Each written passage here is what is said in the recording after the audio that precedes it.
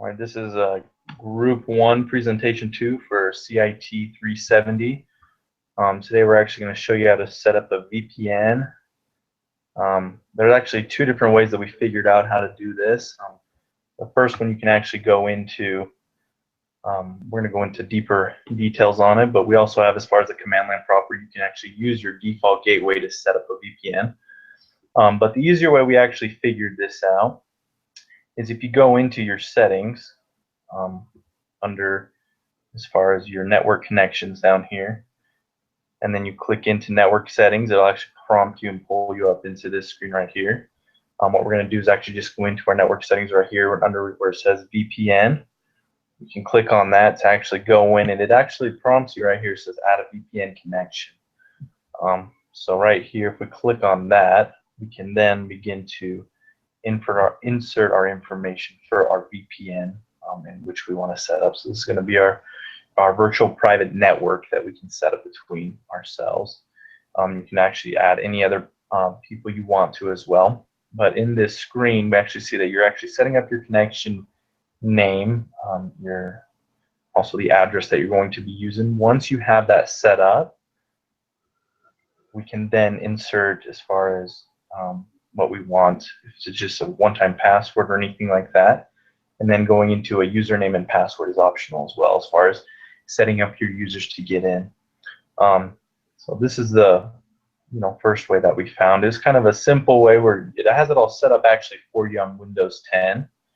And it's actually pretty nice how to use it.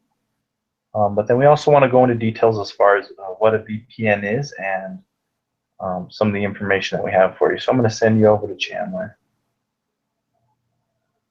Okay. So once you actually get your VPN started up, there's something, if you want to add a couple of levels of security, you can use multi-factor authorization. What is multi-factor authorization? It's actually it's a variety of ways that you can authenticate a user. And generally speaking, there's around 3 types that a lot of people use, and that is what you know, so what you have, and who you are.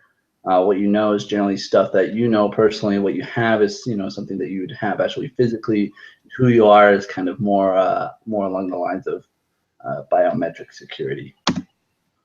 So what you know is actually the most common form of authentication.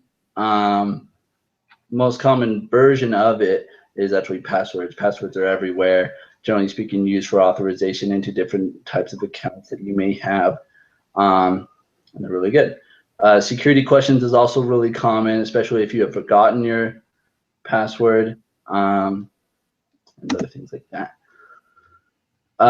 What you have, it's not completely common. It's more common in a physical sense, like for your car and buildings that you may enter, such as your keys. A magnetic card is also a pretty common authentication for what you might have, especially with like your banks and things like that. Less common but becoming rather popular would be the who you are, or like a biometric version of security, such as like fingerprints, like a fingerprint or a retinal. The fingerprint scanner is actually something that's become fairly common amongst iPhones and other types of phone authorization. A retinal scanner is kind of more something that's like in the movies, but they do exist, and other things like that. Something that I tried was something called Phone Factor, just kind of another version of multi-factor authorization. Actually, Microsoft bought it out in 2012, and it can be found in Microsoft Azure. So if you ever wanted to try something that has a couple different ways of authorizing your VPN, you can try that. All right, well, this is the end of our video. Hope you guys learned some things and found some useful information, and hope you have a great day.